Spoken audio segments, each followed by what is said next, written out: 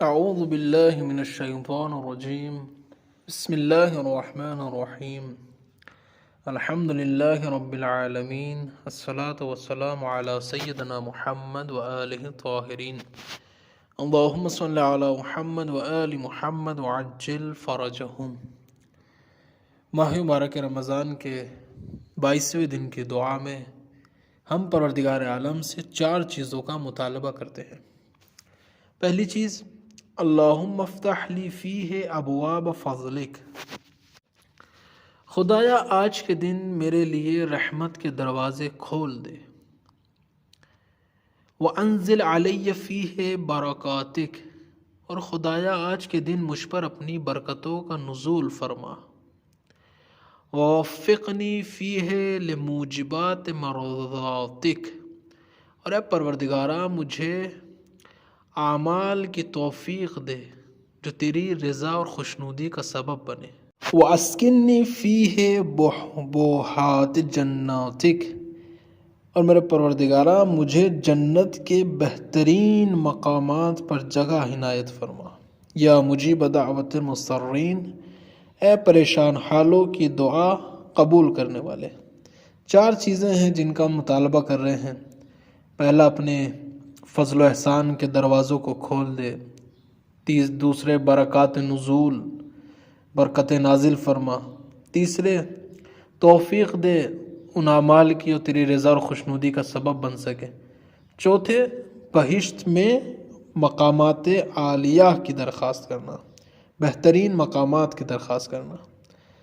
دیکھیں، جنت جو ہے یہ جب ذکر کیا جاتا ہے تو جنت فری میں کسی کو نہیں ملتی، بلکہ اور نہ ہی امید پر کسی کو ملتی ہے، کیونکہ روایت ہے کہ جنت جو ہے وہ امید سے نہیں بلکہ عمل سے ملتی ہے۔ انسان عمل کرے، محنت کرے اور زحمت کرے، کیونکہ وہ متقین کا رہنے والا ہمیشہ کا گھر ہے۔ اور جنت کس کے لیے بنائی گئی ہے؟ قرآن نے کہا تلک الجنت التی نورث من عبادنا من کان تقیا، یہ جو بہشت ہے یہ میرے بندوں میں ان لوگوں کے لیے یہ ارث لیں گے، یعنی اس کو ورثے میں پائیں گے جنت کو۔ کون لوگ؟ من کان تقیا، کہ جو متقی ہوگا، جو پرہیزگار ہوگا، جو زیادہ اللہ سے ڈرنے والا ہوگا، جو متقین ہوگا۔ کیونکہ جنت بنائی جہاں پر بھی جنت کا ذکر آیا ہے قرآن میں، اور قرآن اکثر مقامات پر کہ اللہ کے نزدیک سب سے زیادہ وہ ہے کہ جو تقوی رکھتا ہے، جو اللہ سے سب سے زیادہ ڈرتا ہے۔ اور جب کہا جاتا ہے متقین اور اللہ سے ڈرنے والے، تو اس سے مطلب صرف ایک خاص اصطلاح نہیں ہے کہ یہ لوگ متقین ہیں، بلکہ نہیں، متقین میدان عمل میں اپنے آپ کو ثابت کرتے ہیں کہ متقین ہیں، یعنی واجبات کی انجام دہی، حرام سے بچنا اور اللہ سے ڈرنا، ہر زندگی کے ہر موڑ پر اور ہر وقت اللہ کی یاد میں رہنا۔ متقی بننا کوئی آسان نہیں ہے، متقین کے بھی درجے ہیں، بہرحال ڈرنے والوں کے درجے ہیں۔ بالا جتنا درجہ ہوتا چلا جائے گا متقین کا، جنت میں بھی اسی حساب سے اس کے درجے ہوں گے۔ اور ایک حدیث امام جعفر صادق علیہ السلام کی کہ جس میں آپ نے کچھ اعمال بتائے ہیں کہ جو جنت میں جانے کا راستہ فراہم کرتے ہیں۔ کیونکہ جنت، جب جنت کا تذکرہ آتا ہے تو ہم لوگ بہت آہستہ سے اور بڑے ہلکے میں جنت کو لینے لگتے ہیں اور سوچتے ہیں کہ جنت جو ہے وہ جانا آسان ہے۔ جنت میں جانا آسان بھی ہے اور مشکل بھی ہے۔ آسان اس لحاظ سے کہ انسان اللہ سے امید رکھے اور اللہ سے لو لگائے اور اللہ کی رحمت سے مایوس نہ ہو، اس لحاظ سے آسان ہے کہ انسان مایوس نہ ہو، کیونکہ جنت بنائی ہی متقین کے لیے گئی ہے، مومنین کے لیے گئی ہے۔ لیکن مشکل اس لیے ہے کہ عمل سے ملے گی، خالی انسان امید نہ رکھے۔ مولا کائنات نے ظاہراً ارشاد فرمایا کہ اے انسان تیری کم سے کم قیمت جو ہے وہ جنت ہے، اس سے کم پہ اپنے آپ کو مت بیچنا، یعنی یہ انسان کی قیمت ہے کہ وہ جنت پہ اپنے آپ کو بیچے۔ تو جنت، مولا متقیان علیہ السلام نے ارشاد فرمایا کہ جنت امید سے نہیں بلکہ عمل سے ملتی ہے، انسان عمل کرے جنت کے لیے، نہ یہ کہ خالی ہاتھ پر ہاتھ رکھ کر صرف امید پر کہ اللہ جو ہے ان کو جنت میں بھیجے گا، نہیں، بلکہ جنت کے لیے عمل ہو۔ ان میں سے ایک حدیث پیش کرتا ہوں جس میں 3 چیزیں بتائی ہیں امام جعفر صادق علیہ السلام نے کہ جو جنت میں جانے کا راستہ فراہم کرتی ہیں۔ اس میں سے پہلے الانفاق من اقتار، بخشش اور خرچ کرنا، کب؟ تنگ دستی میں بھی۔ دیکھیں جب مال ہوتا ہے، پیسہ ہوتا ہے، اس وقت انسان خرچ کرتا ہے، لیکن ایک وقت ہوتا ہے اس کے پاس خود کم ہے، اس کے پاس خود نہیں ہے، پھر وہ خرچ کر رہا ہے۔ یہ کمال ہے کہ انسان تنگ دستی میں بھی خرچ کرے۔ انسان جو ہے جب اس کا ہاتھ وسیع نہیں ہے، اس مقام پہ بھی وہ خرچ کرے۔ اسی لیے یہ جو ہے ضروری نہیں ہے کہ انسان جو ہے وہ ثروت مند ہو، مالدار ہو، تبھی جا کے وہ خرچ کرے گا، بلکہ قرآن نے کہا الذین ينفقون فی السراء والضراء، کہ وہ لوگ کہ جو انفاق کرتے ہیں سرا میں بھی، جب ان کا ہاتھ کھلا ہوتا ہے، جب وہ مالدار ہوتے ہیں، جب وہ ان کے پاس پیسے ہوتے ہیں، زیادہ ہوتے ہیں، تب بھی وہ خرچ کرتے ہیں، اور فی الضراء والضراء، اور جب ان کا ہاتھ تنگ دست ہو جاتا ہے، جب وہ ان کے پاس نہیں ہوتا، پھر بھی وہ اللہ کی راہ میں خرچ کرتے ہیں۔ اور حدیثوں میں آیا ہے کہ اللہ کے رزق کو صدقے کے ذریعے سے نازل کراؤ۔ ایک شخص پیغمبر اسلام کی بارگاہ میں آیا اور آنے کے بعد کہا کہ میں فقیر ہوں، میرے پاس میرے رزق میں تنگی ہے، میں کیا کروں؟ کہا صدقہ دو یا رسول اللہ۔ یعنی ظاہراً اگر آنے کے بعد انسان کہے میرے پاس نہیں ہے، آپ اس سے کہیں کہ جا کر خرچ کرو، تو وہ ایک سوال کرے گا کہ میرے پاس تو ہے ہی نہیں، میں خرچ کیسے کروں؟ پیغمبر اسلام یہاں پر ایک فکر دے رہے ہیں، ایک انسان کے ذہن کو جھنجھوڑ رہے ہیں کہ دیکھو اگر تم کچھ پانا چاہتے ہو تو پہلے دینا سیکھو۔ پہلے اگر انسان کچھ اللہ سے چاہتا ہے تو پہلے وہ خرچ کرنا سیکھے، صدقہ دو تاکہ رزق نازل ہو۔ یعنی صدقہ دینے سے رزق بڑھتا ہے، یعنی اگر دو گے تو ادھر سے آئے گا۔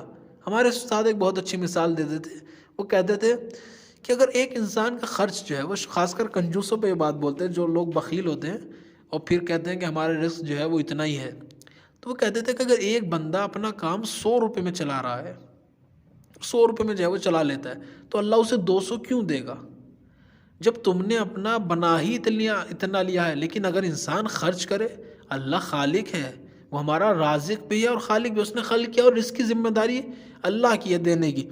تو جب اللہ دیکھتا ہے کہ میرا بندہ تو خالی 100 روپے میں خوش ہے، یہ جو ہے وہ اتنے میں ہی اپنا کام چلا لیتا ہے، پھر سے 200 اس تک کیوں پہنچائے گا؟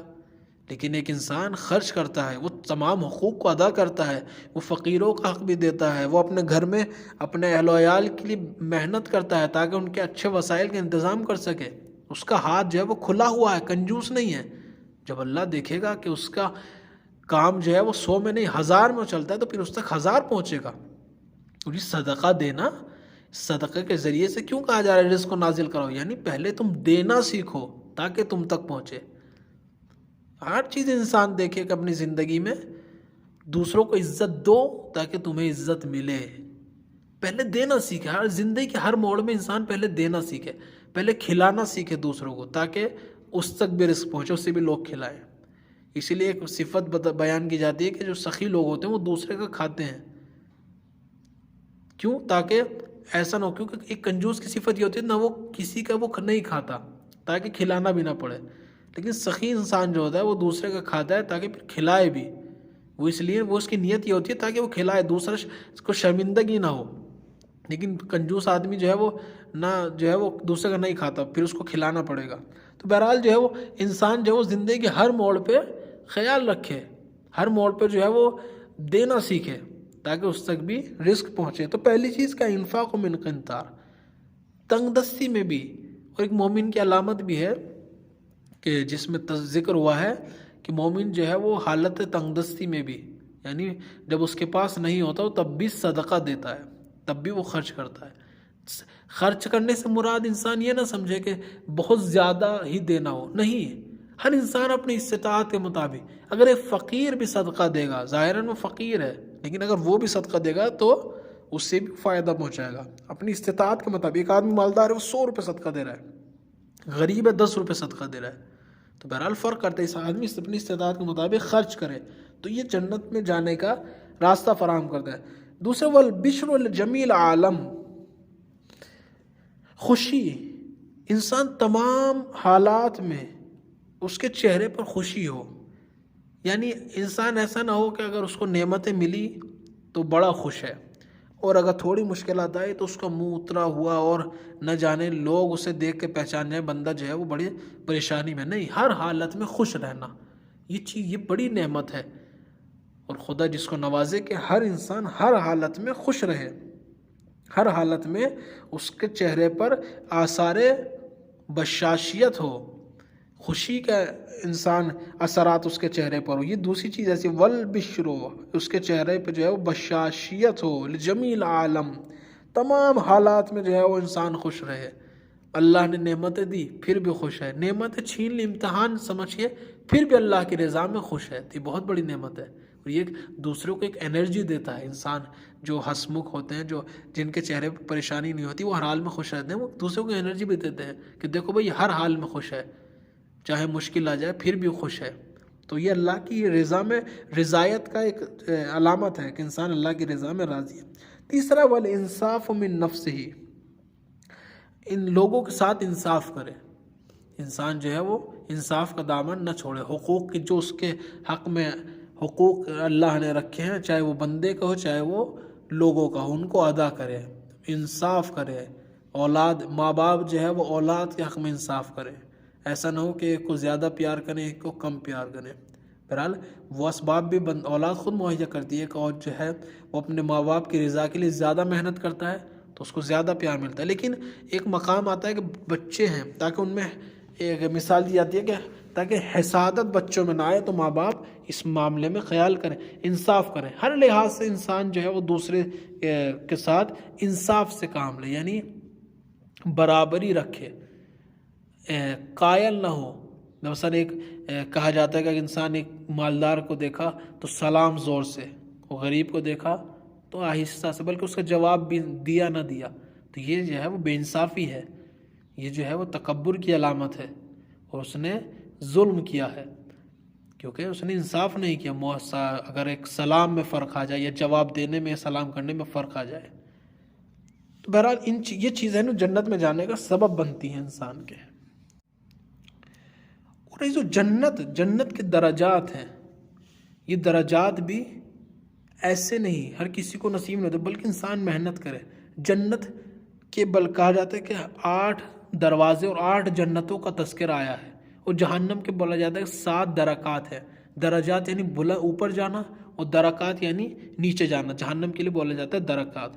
جنت کو اللہ نے 8 رکھی، اللہ کی رحمت کی علامت ہے کہ اس نے جنت کے دروازوں کو اور جنتوں کو 8 رکھا ہے، لیکن جہنم کو 7 درکات رکھے ہیں اس کے، یعنی 7 جو ہے وہ نیچے، درجات اوپر۔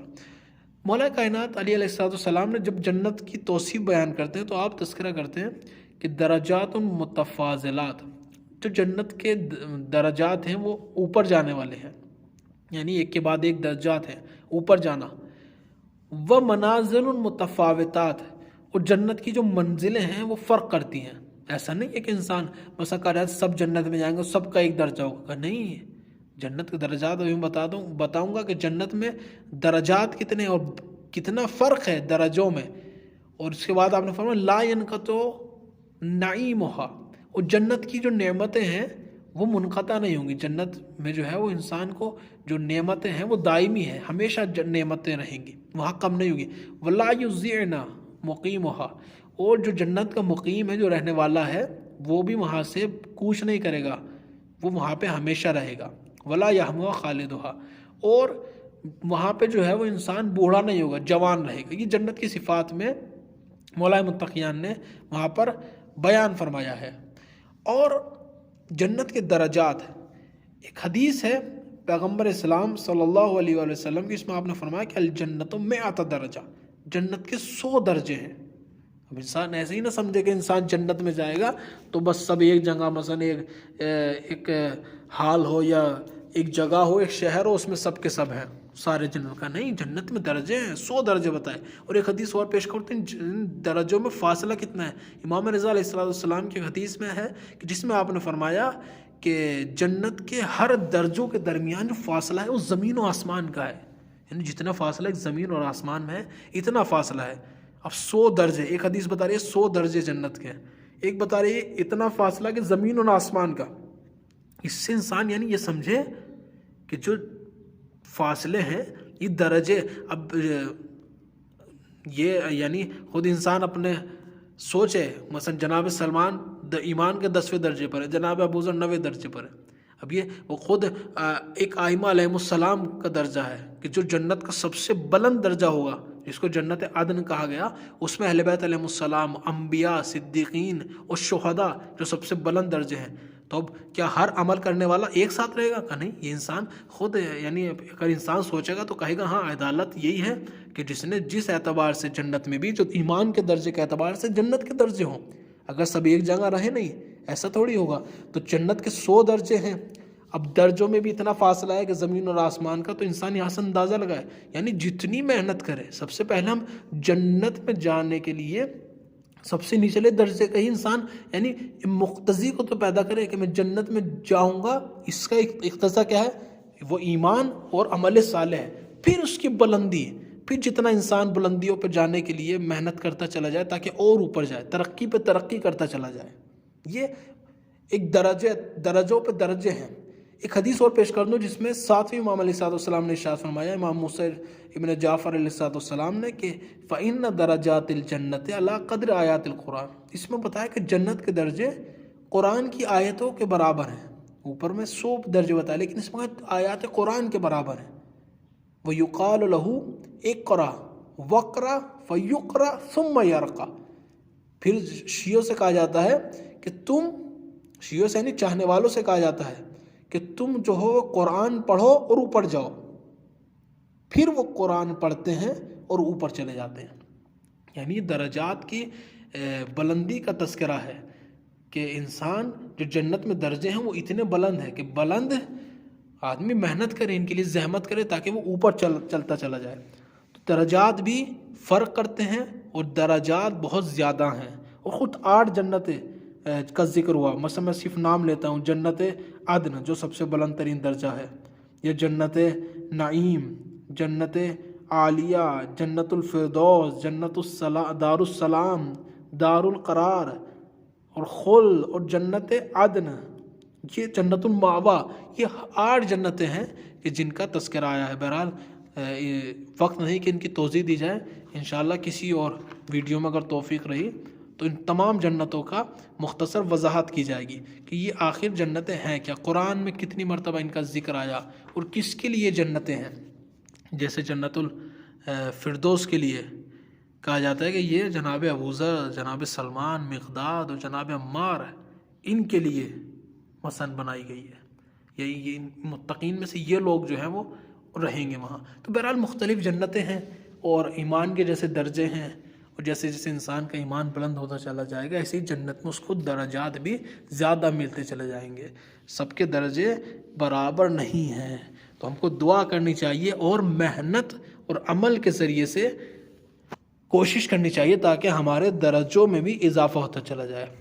اور کیونکہ آج کی شب سب سے بڑی شب ہے، شب قدر، 23ویں شب قدر، کہ جس کے لیے کہا گیا ہے کہ اس کے لیے خاص کر جو مشہور اور زیادہ روایت وارد ہوئی ہیں وہ شب 23 کے لیے۔ امام صادق علیہ السلام نے فرمایا کہ 19ویں شب قدر میں تقدیر بنتی ہے، 21 کی شب میں حتمی فیصلہ، اور 23 کی شب میں جو ہے وہ عمل نافذ ہو جاتا ہے، یعنی امضا ہو جاتا ہے، اور وہ امضا ولی، امامت اور امام زمان کے امضا ہیں۔ آج کی شب امامت کی شب ہے اور ولایت کی شب ہے، تو اس شب دعا کریں خاص کر امام زمانہ کے لیے۔ تو آج کی شب جو ہے وہ شب امامت اور ولایت ہے، کیونکہ امام نے فرمایا کہ یہ اس سورے کے ذریعے سے آپ بحث و مباحثہ کیا کریں، کہ جو امامت کے انکار کرتے ہیں، جو امام کو نہیں مانتے کہ اب اس دنیا میں کوئی امام نہیں ہے، امام نے فرمایا سورہ قدر کے ذریعے آپ ان سے محاجہ کریں۔ کیسے کہ وہ کہتے ہیں نا تنزل الملائکۃ والروح، ہر شب قدر ہر سال ہے، اور ہر شب قدر میں فرشتے نازل ہوتے ہیں آسمان سے۔ تنزل مضارع کا صیغہ استمرار، ہمیشہ قیامت تک نازل ہوتے رہیں گے، جب قیامت تک نازل ہوتے رہیں گے تو کس پہ نازل ہوتے ہیں؟ جب تک پیغمبر اسلام تھے صلی اللہ علیہ وآلہ وسلم تو آپ پر نازل ہوتے ہیں، لیکن جب آپ نہیں ہیں تو پھر کس پہ نازل ہوتے ہیں؟ جاؤ، پانچویں علیہ السلام کہتے ہیں جاؤ ہمارے مخالفین سے سوال کرو یہ کس پر نازل ہوتے ہیں؟ یہ ہم پر نازل ہوتے ہیں، یعنی امام پر نازل ہوتے ہیں۔ اور آج جو ہے وہ ہمارے امام زمانہ عجل اللہ تعالیٰ فرجہ شریف کے جو پردہ غیب میں آج ان پر فرشتے نازل ہوں گے اور تقدیر لے کر آئیں گے مومنین کی۔ تو ایک دوسرے کے لیے دعا کیجیے گا، خاص کر اپنے لیے اور دوسروں کے لیے اور امام زمانہ کے ظہور کے لیے دعا کیجیے گا، اور ایک اچھی تقدیر، کیونکہ آج جو لکھا جائے گا وہ انسان پہ پورے سال ہوگا۔ جو کربلا زیارت پہ نہیں گئے وہ دعا کریں کہ پروردگارہ ہم کو کربلا کی زیارت نصیب کرے۔ امام کے ظہور کے لیے تمام مومنین دعا کریں کہ امام کا ظہور ہو اور جلد سے جلد یہ ظلم، یہ خاتمہ اور یہ جو دوری امامت سے ہو گئی ہے اور جو عدل و انصاف سے دوری ہو گئی ہے اور جو ظلم بڑھتا جا رہا ہے، اس سے ہم کو نجات ملے اور دنیا میں عدل قائم ہو۔ تو آج کی شب دعا کریں اور اپنے امام زمانہ کے لیے جتنا ہو سکے اتنا قدم بڑھائیں اور توسل کریں، کیونکہ آج کی شب ولایت اور امامت ہے۔ امام زمانہ سے کو جتنا انسان درک کر لے اتنا اس نے شب قدر کو درک کیا ہے۔ آئیے پروردگار عالم کی بارگاہ میں دعا ہے کہ میرے معبود کے واسطے محمد و آل محمد کا تو ہمارے گناہوں کو معاف فرما، اور آج کی شب بہترین ہماری تقدیر لکھنا جس میں ہماری عاقبت بخیر اور ہمارے امام زمانہ کو ظہور اور کربلا کی زیارت، اور جب اس دنیا سے جائیں تو امام راضی رہیں اور میرے معبود ایمان پر ہمارا خاتمہ ہو۔ وصلی اللہ علیہ سیدنا محمد و